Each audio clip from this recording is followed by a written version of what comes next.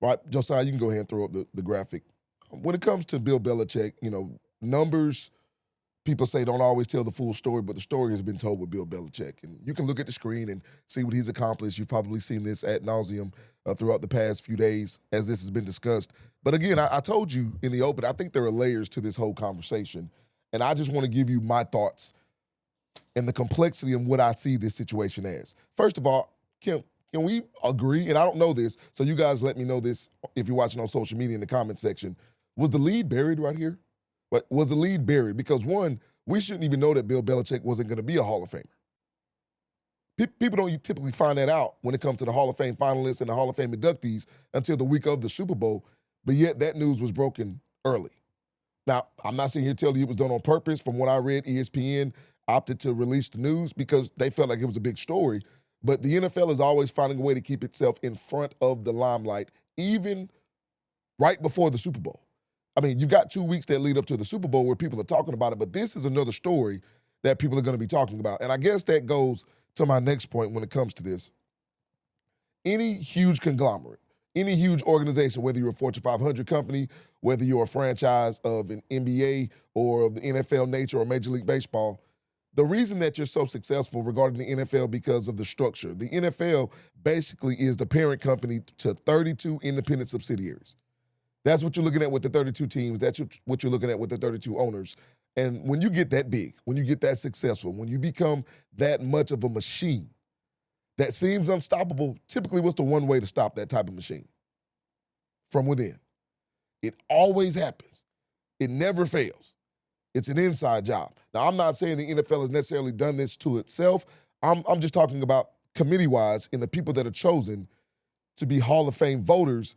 This is what you don't want. Because I always lament on this show and in the streets and in the studios when I'm talking to my producer, my director, I lament about college football and I say, listen, the College Football Playoff Committee is something that's internally killing college football. I think college football is phenomenal. I think it's great. I'm not going to stop watching it because I love it as I love the NFL, and you guys know that who watch this show. But there are always things that need to get better, and in college football, that's one of them.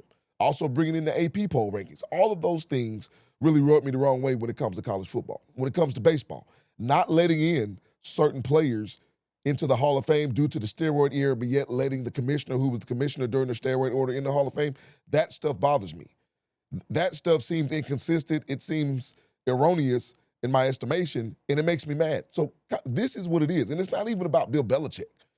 It's about other players. What about Sean Payton when he becomes eligible? The whole Bounty Gate situation when he was in New Orleans, is this going to keep him from becoming a Hall of Famer? I'm not even going to the players or owners. I'm talking about other coaches. Because there are 29 head coaches that are currently in the Hall of Fame. None of them have the resume Bill Belichick has.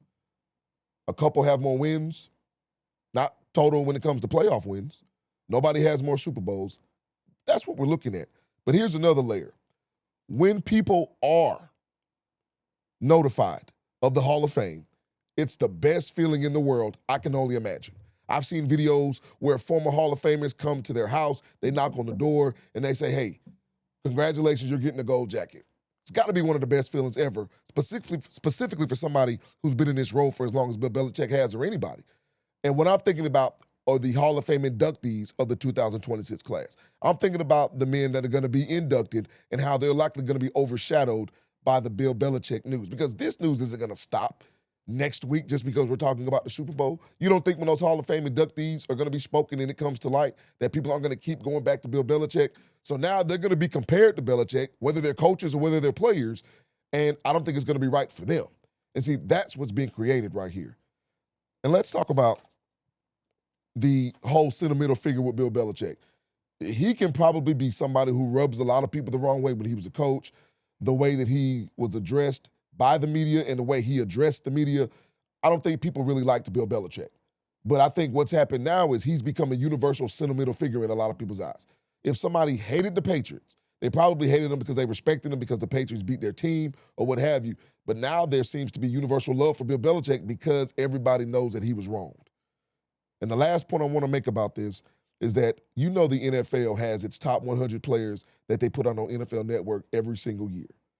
And I love it because it's voted on by the players, because game recognizes game, skill recognizes skill, hard work recognizes hard work. So what I would love, and I'm not sitting here berating everybody that's on the Hall of Fame committee that votes for the Hall of Fame, because there are some people who legitimately know what they're doing, but obviously there are some who do not.